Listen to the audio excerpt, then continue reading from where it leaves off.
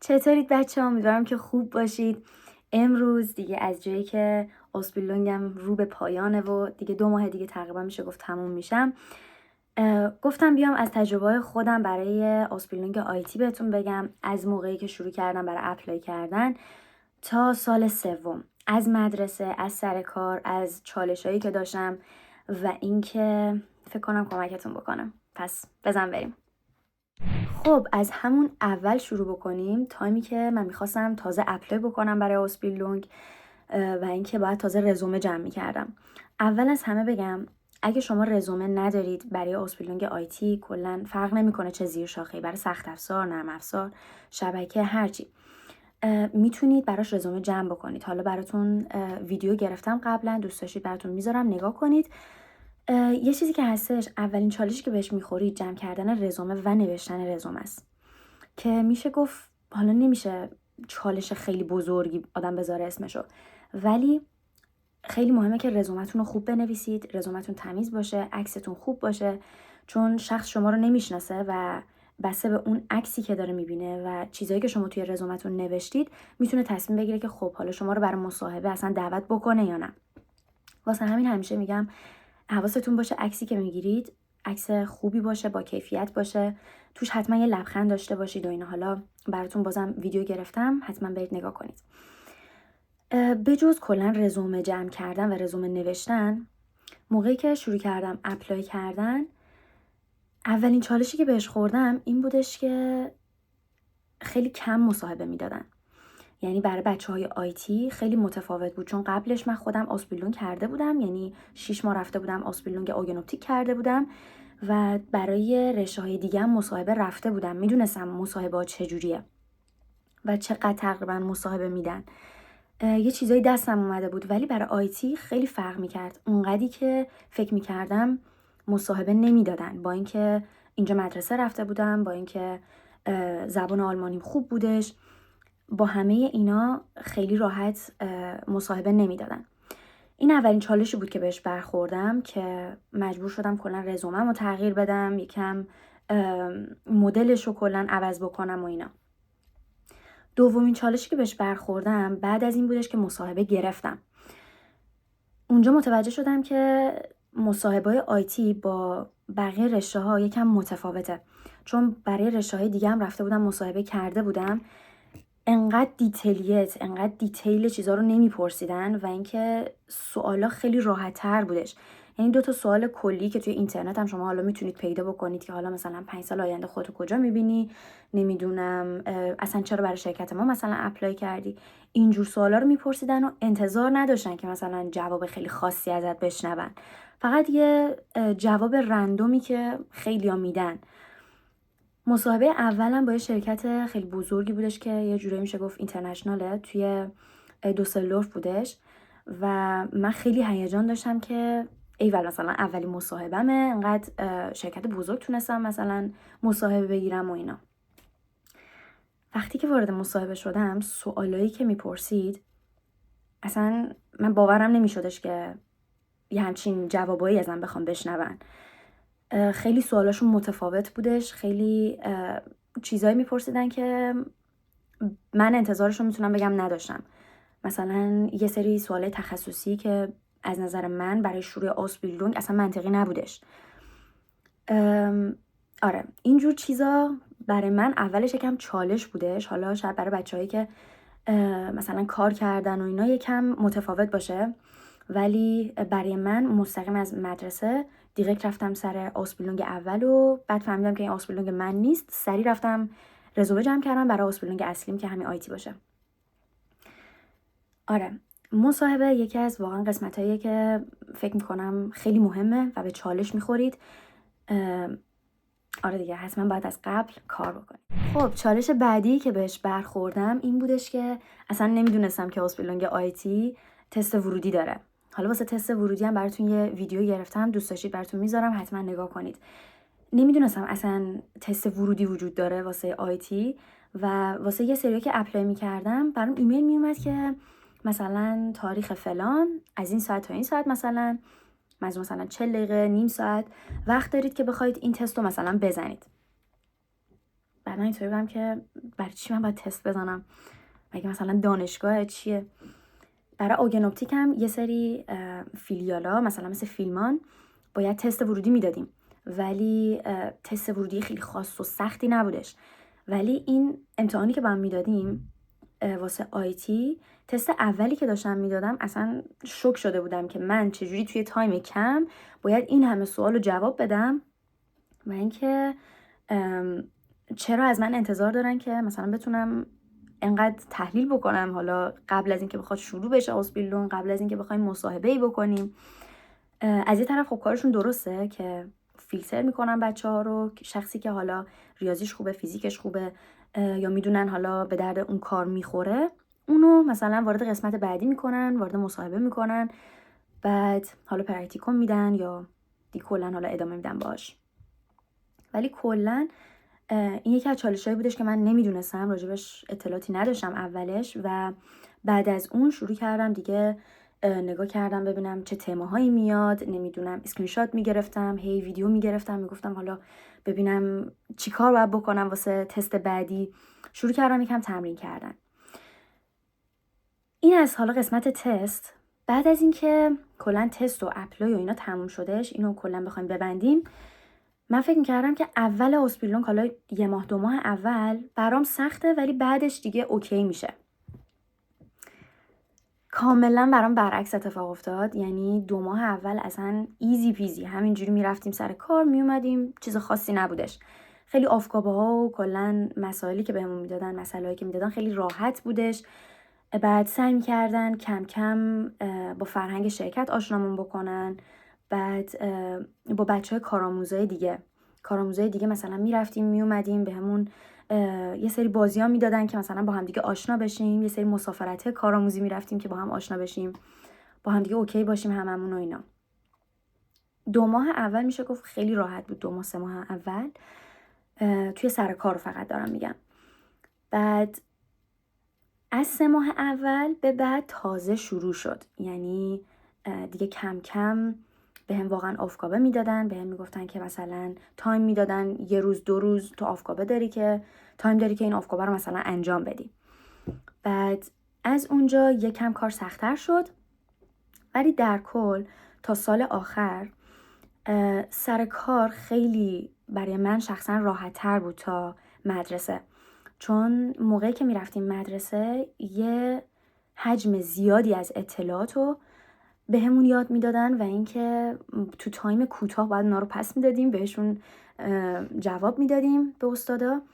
و اینکه وقتی زبان مادریت نیستش، اون حجم اطلاعات ضرب در 2 میشه. یعنی شما به علاوه اینکه اطلاعات جدید باید یاد بگیرید، اون کلمه ها و نمیدونم گراماتیک و چیزای جدید اونم باید یاد بگیرید. یعنی شاید بعضی چیزا هستش حالا برای بچه‌ای که قبلا درسشو خوندن، شما کانسپت قضیه رو میدونید چیه، میدونید موضوع چیه، داره راجع به چی حرف میزنه، ولی موقعی که میخواید امتحان بدید شما مجبورید بازم بشینید بخونید، چون کلمه‌های تخصصی اون رشته رو بلد نیستید و این خودش یکم کارو سخت میکنه. آره خلاصه تا سال آخر میتونم بگم خیلی فشار زیادی سر کار نبودش. حالا یه دلیلش هم این میتونه باشه که شرکتی که توش بودم شرکت بزرگی بودش و آفکابه ها بین افراد پخش میشدش و من لازم نبودش که به عنوان یک کارمند بخوام کار بکنم، میتونستم واقعا به عنوان یک کارآموز کار بکنم. حالا بخوایم برسیم به قفشوله. روزای اول خیلی خیلی سخت بودش. یعنی مخصوصا بلاک اول، حالا بلاک اونتقیش داشتیم ما که باز براتون ویدیو گذاشتم که چه نوع درسایی داریم. بلاک اونتقیش داشتیم و اولین روزی که من رفتم قشنگ یادمه که قشنگ هنگ کرده بودم سر کلاس، چون بچه ها میدونستن که باید چی کار بکنن، کاملا متوجه میشدن که قضیه چیه و من روز اول اصلا نمیفهمیدم که اینا دارن چی کار میکنن. یعنی کاملا عادیه. حالا من بچهای دیگه هم که به قفشوله رفتن و اینا شنیدم که روزای اول اصلا خیلی سخته. با اینکه مثلا ما توی ایران یادمه که وقتی یه کلاسی میرفتی، یه کورسی میرفتی، از صفر شروع میکردن برای توضیح دادن تا حالا مثلا جاهای تخصصی تر. ولی اینجا اینجوری نیستش، از صفر کلا چیزی شروع نمیکنن. شما حتما باید یه فوکت نیسته‌ای داشته باشید راجع به حالا اون رشته‌ای که میخواید واردش بشید. بعد موقعی که روزه اول شوله شروع شدش، یادمه که بعد کلاس، چون تایل سایت بودیم کلاسامون، مثلا تا ساعت 12:01 بود کلاسمون، من مستقیم میرفتم کتابخونه، تا ساعت 7-8 شب نان استاپ میشستم درس میخوندم و باز نمیرسیدم تموم بکنم. یعنی باز میومدم خونه میشستم میخوندم، دوباره فردا صبح ساعت 4-5 صبح بیدار میشدم دوباره میخوندم. اصلا هیچ جوره تموم نمیشدش، به خاطر اینکه فوکت نیسته میخواستش. بعد میگم اون تعداد اطلاعات، اون مقدار اطلاعاتی که بهمون میدادن خیلی زیاد بودش و اینکه از صفر شروع نمیکردن، از پایه شروع نمیکردن. یعنی یهویی مثلا میرفتم سر کلاس، بهمون میگفتن که خب مثلا نیم ساعت کلا وقت دارین که این مثلا پروژه رو تحویل بدید کلا، و وقتی که شما یاد نگرفتید اصلا نمیدونید چجوری باید شروع بکنید. بعد من مجبور شدم که اون موقع بعدش برم تازه کتابخونه بفهمم اصلا موضوع راجع به چی بودش، راجع به چی میخواستن حرف بزنن. بعدش تازه شروع میکردم پروژه رو انجام دادم. من تقریبا میشه گفت با یه روز دیلی کلا همه آفگابه ها رو تحویل میدادم، که این میشه گفت یکم چالش بزرگی بودش برام. یکم که گذشتش، سال دوم، یعنی دقیقا قبل از امتحان میان ترممون که تویشن پوفونگمون باشه، یه چالشی که بهش برخوردم این بودش که سوالایی که سر کلاس کار میکردیم، منبعایی که سر کلاس کار میکردیم توی امتحان میان ترم نمیومد. یعنی منبع خاصی برای خوندن نداشتیم. فکر میکردم حالا مثلا جلوتر بریم شاید مثلا بهمون کتاب بدن، شاید مثلا 2 سایت بهمون معرفی بکنن، ولی هیچی. حالا این به خاطر به قفشولمون بودش، چون چند تا از بچهای دیگه که آسپیلونگشون رو شروع کردن متوجه شدم که تو به قفشوله اونا بهشون کتاب میدن یا مثلا یه سری منبع خاص بهشون معرفی میکنن که برن از اونجا اطلاع جمع بکنن. ولی خب برای ما اینجوری نبودش، استادامون خیلی بهمون منبع خاصی معرفی نمیکردن و اینکه کلا همه چی آزاد بود، خودمون باید میرفتیم اطلاع جمع میکردیم. واسه همین برای امتحان میان ترم چالش بودش برامون که بخوایم ببینیم چجوری اصلا باید اطلاع جمع بکنیم و چجوری باید تمرین بکنیم. آره، خلاصه ما واسه امتحانامون نه نمونه سوالای خاصی داشتیم، نه اینکه منبع زیادی داشتیم برای اینکه بخوایم بخونیم و اینکه چیزی بهمون معرفی نکرده بودن و این یکی از چالشایی بودش که نمیدونستم واقعا چجوری خودمو باید برای امتحان میان ترم آماده بکنم. چون باز اگه یه کتابی داشتم، اگه یه سایتی معرفی کرده بودم طوری باز خیلی راحت تر بود و اصلا نمیدونستم باید چی کار بکنم. بعد یه چالش دیگه که بهش برخوردم این بودش که با این که من یه جورایی میشه گفت 8 ساعت 9 ساعت در روز نان استاپ درس میخوندم، تو تایم کاریم اجازه گرفته بودم از آنسپرشپارتنام که بشینم درس بخونم و یه جورایی میشه گفت 6 ماه نان استاپ واقعا درس خوندم، خیلی اینتنسیو و فشرده برای امتحان میان ترمم. یه چیزی که به نظرم جالب نبودش این بودش که امتحان میان ترم برای همه رشته‌های آیتی با هم دیگه یکی بودش. یعنی بچه‌هایی که کافلویته بودن با مایی که مثلا برنامه نویس بودیم امتحانمون یکی بودش. بچه‌هایی که مثلا شبکه داشتن امتحان میدادن، یعنی کلا بقایش شبکه بودن یا سخت افزار بودن، با مثلا امتحانای ما یکی بود امتحاناشون. و به نظر من این خیلی جالب نبودش، چون هر رشته بالاخره چیزای تخصصی خودشو داره و اینکه شاید مثلا منبعایی به اونا دادن یا معرفی کردن که به ما سر کلاس ما معرفی نشده. و به نظرم این یکی از چالشایی بود که به نظرم نامردی بودش، چون مثلا بچهای کافلویته چیزایی رو تمرین کرده بودن که ما تمرین نکرده بودیم به عنوان بچهای برنامه نویس. و اینکه توی امتحان سوالای برنامه نویسی نداشتیم، همش سخت افزار و شبکه بودش و ویرتشافت بودش، اقتصاد داشتیم. و به نظرم به عنوان کسایی که دارن به عنوان بچهای برنامه نویس احساس میکنم یکم نامردی شد در حقمون، چون باید چند تا حداقل سوال برنامه نویسی هم به ما میدادن. بعد اینجوری شدش که بچه‌های سخت افزار و شبکه تونستن نمرات خیلی خوبی بگیرن، بچه‌های نرم افزار کلاً یه جورایی به قول آلمانیا پش gehabt، خیلی بدشانسی آوردیم و کلا نتونستیم نمرات خاصی بگیریم، با اینکه تیویشن پروفون که امتحان میان ترممون باشه 20% از اون کلا نمره آخر سالمون رو میگیریم توش.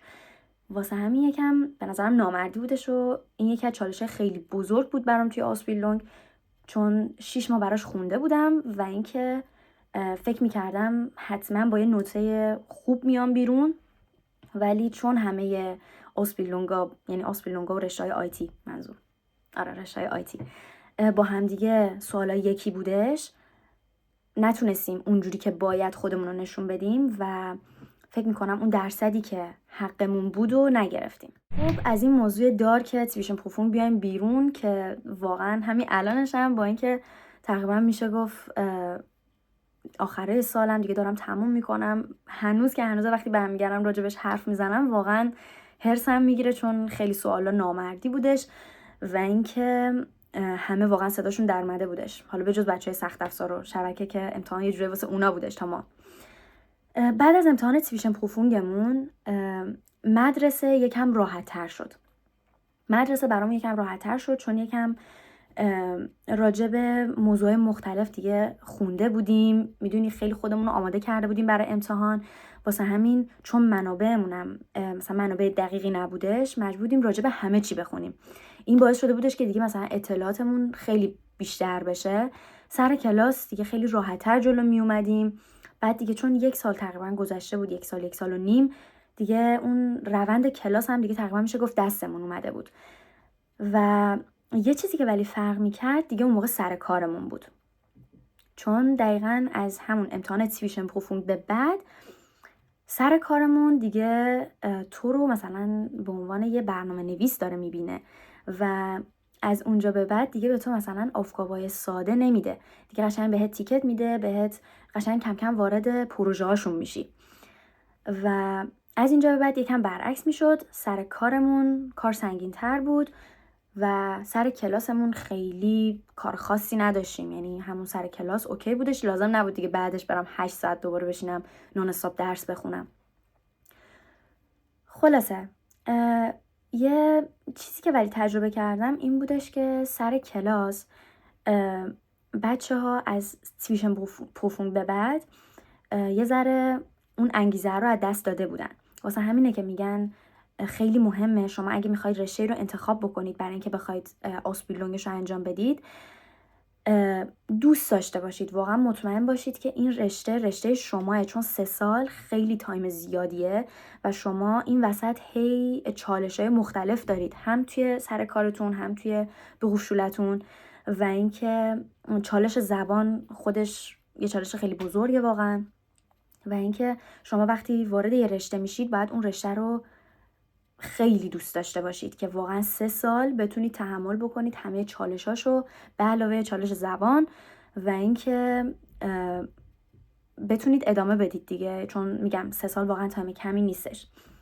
بعد بچهای آلمانی با اینکه میگم زبان مادری خودشونه، بعد از تایم تیویشن پروفونگمون همه یه جورایی انگیزه ها رو از دست داده بودیم، مثلا حالا میگم بچه برنامه نویس، چون خیلی نمرات جالبی دیگه هیچ کدوممون نگرفتیم. امتحان برای بچه‌های سخت افزار و نرم افزار، سخت افزار و شبکه بود. دیگه انگیزه خاصی نداشتیم و یه چیزی که برامون چالش بود، دقیقاً تایمی که ما تیویشن پروفونگ داشتیم امتحانای شوله هم داشتیم. یعنی چی؟ اینجوری بگم، به قول شوله امتحانای خودش رو میگیره و کارنامه خودش رو میده که هیچ تأثیری روی امتحان اصلیتون نداره نمراتش. به قول شوله فقط نمراتش واسه به قول شوله است. تیویشن پروفونگمون و امتحان آبشلوس پروفونگمون که امتحان آخر باشه، اونا نمرات اصلیه که نشون میده که شما اصلا قبول شدید یا نشدید. وگرنه نمرات به قول شوله واسه سر کارتونه، یه جوری کارنامه‌هاتون رو میبرید برای آنسپراش پارتنرتون نشون میدید که مشخص باشه، مثلا متوجه بشن که شما مثلا چند روز نرفتید، چون همه رو نوشته، چند روز نرفتید سر کلاس، بعد همه درس‌ها رو یاد گرفتید، وضعیت تحصیلتون در چه حاله، نمراتتون چه جوریه و اگر مثلا نمراتتون پایینه توی سری چیزا بهتون کمک بکنن. بعد یه چیزی که واسمون چالش بودش این بود که امتحانای بقفشولمون با امتحانای اصلی ایهاکا همزمان با همدیگه بود. یعنی ما 1 هفته قبل از اینکه امتحان میان ترم داشته باشیم باید برای بقفشوله درس میخوندیم، به جای اینکه بخوایم خودمون رو برای امتحان اصلیمون آماده بکنیم. یعنی 2-3 تا کار رو همزمان باید انجام میدادیم و اون فشار روانی روی بچه‌ها خیلی زیاد بودش که فکر میکنم اینم باز یکم نامردی بودش. حداقل بعد از امتحان اصلیمون میتونستن امتحانای بقفشوله رو بگیرن. خلاصه بخوام بگم از بعد از سویشن پروفونگمون دیگه توی کارمون یکم سخت‌تر شدش. توی بقفشوله دیگه انگیزه همه از دست داده بودن، خیلی براشون مهم نبودش که توی بقفشوله چه نمره‌ای میگیرن. تا دیگه سال آخر که دیگه الان میشه گفت که 2 ماهیه بچه‌ها دوباره شروع کردن برای امتحانا خوندن. یه چیزی که برام خیلی جالبه اینه که سر کلاس‌ها نمونه سوالای خاصی برای امتحانای پایان ترم حل نمی‌کنیم. یعنی یه سری آلت پروفونگ دارن، امتحانای قبلی، امتحانای قدیمی که میدن به بچه‌ها، میگن برید امتحانای قدیمی رو خودتون نگاه بکنید. سر کلاس اصلا نگاه نمی‌کنن. البته تو پرانتز اینو بگم، بقفشوله با بقفشوله فرق می‌کنه. بقفشوله ما که حالا توی هانوفریم اینجوری جلو میبره که من خودم شخصا خیلی قبولش ندارم، اون روالیو که دارن جلو میبرن خیلی کار نمیکنن و اینا. خب یه جنبندی بکنم راجع به چالشایی که داشتم و اینکه چه پیشنهادایی میتونم بهتون بدم برای اینکه این چالشا رو حالا اگر میخواید وارد آسپیلونگ آیتی بشید این چالشا رو یکم راحت‌تر پشت سر بذارید.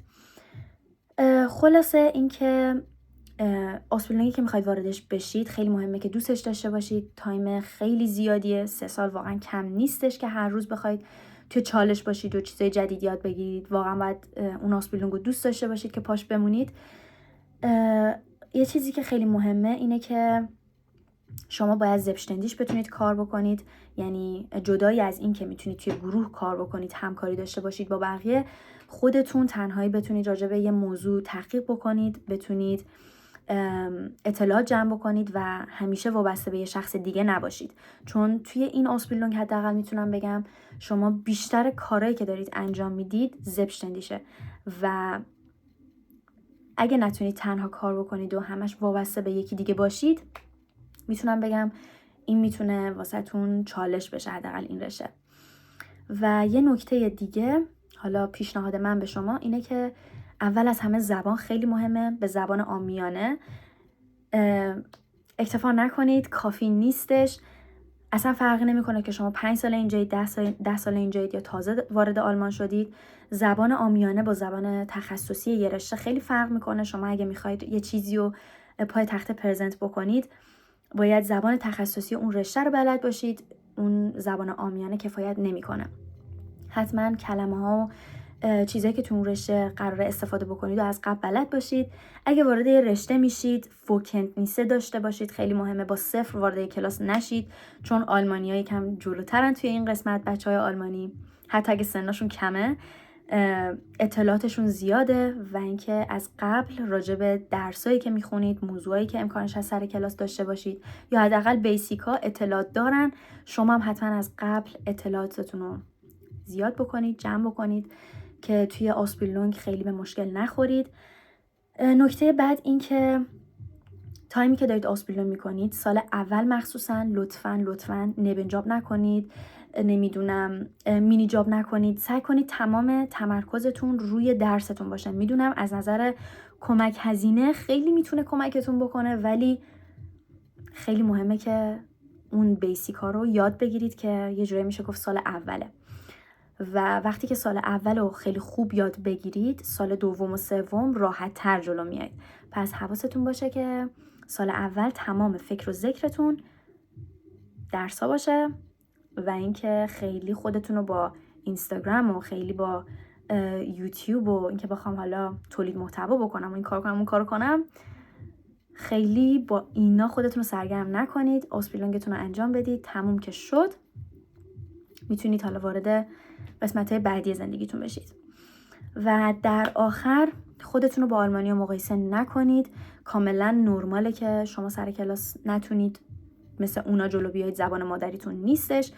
و اینکه دم شما گرم که با اینکه زبان مادریتون نیست، با همه این چالشایی که جلوی راتونه، بازم عضو بچهای متخصصی توی همه کشورها و اینکه واقعا دم شما گرم دیگه. خب اگه سوالی بودش، نکته‌ای بودش که باید بیشتر توضیح میدادم، حتما برام توی کامنت ها بنویسید.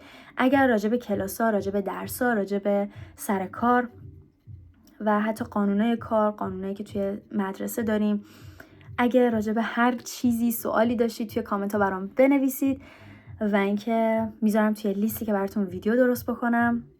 امیدوارم که کمکتون کرده باشه. تا ویدیوهای بعدی، خدافظ.